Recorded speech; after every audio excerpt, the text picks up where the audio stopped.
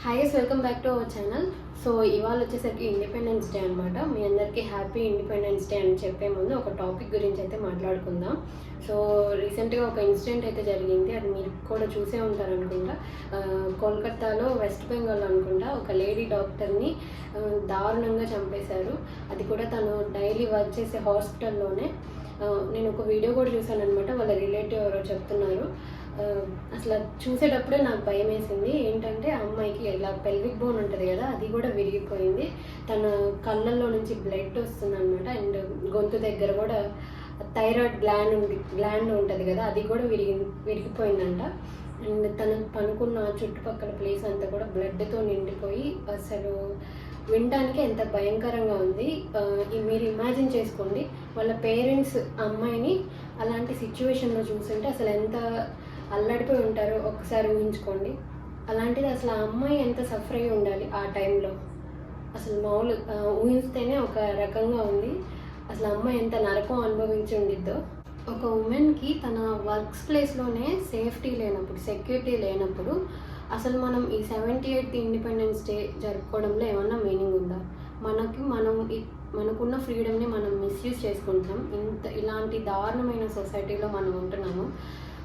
మన పిల్లలకి మనం చిన్నప్పటి నుంచే ఫస్ట్ నుంచి నేర్పించుకోవాలి. ఎందుకంటే వాళ్ళే మన ఫ్యూచర్ జనరేషన్, నెక్స్ట్ జనరేషన్ వాళ్ళే. కాబట్టి మన పిల్లలకి ఉమెన్ పట్ల ఎలా రెస్పెక్ట్ ఇవ్వాలి చిన్నప్పటి నుంచే నేర్పించాలన్నమాట. ఫర్ ఎగ్జాంపుల్ ఏంటంటే, ఇప్పుడు సపోజ్ ఇంట్లో ఎవరికైనా పీరియడ్ వస్తేనే ఏంటి నీకు హెల్త్ బాగాలేదా అని, ఏమైంది నీకు అని అడిగితేనే మనం చెప్పము, ఏం లేదులే అని దాటేస్తాము.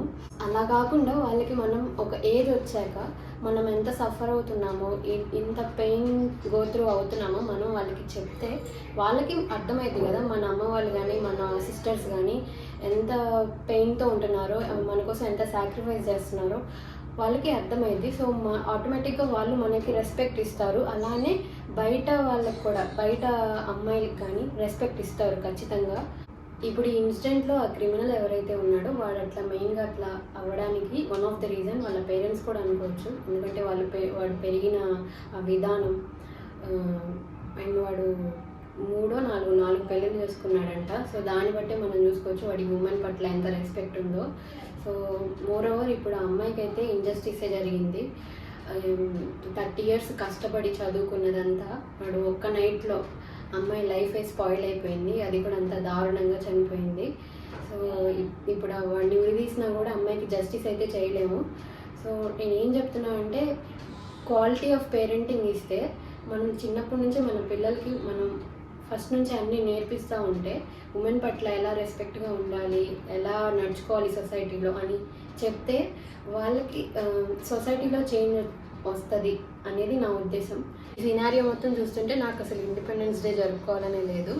ఒకప్పుడు మనకి ఎంతో ప్రాణాలు తెగించి మరి ఈ ఇండిపెండెన్స్ తీసుకొస్తే ఇప్పుడు మనం అదే ఇండిపెండెన్స్తో ప్రాణాలు తీస్తూ మన ఇండివిజువల్ ఇండిపెండెన్స్ని కోల్పోతున్నాం. So anyways, happy independence day. So ఈ వీడియో ఒక 100 members చూసినా అట్లీస్ట్ ఒక 10 membersకైనా నేను చెప్పింది అర్థమైందనే అనిపిస్తుంది. సో వీడియో నచ్చితే ఒక లైక్ చేయండి. అలాగే మీ ఒపీనియన్ ఏంటో కూడా కమెంట్ సెక్షన్లో ఖచ్చితంగా చెప్పండి. ఓకే, మళ్ళీ నెక్స్ట్ వ్లాగ్లో అయితే కలుద్దాం. Bye guys.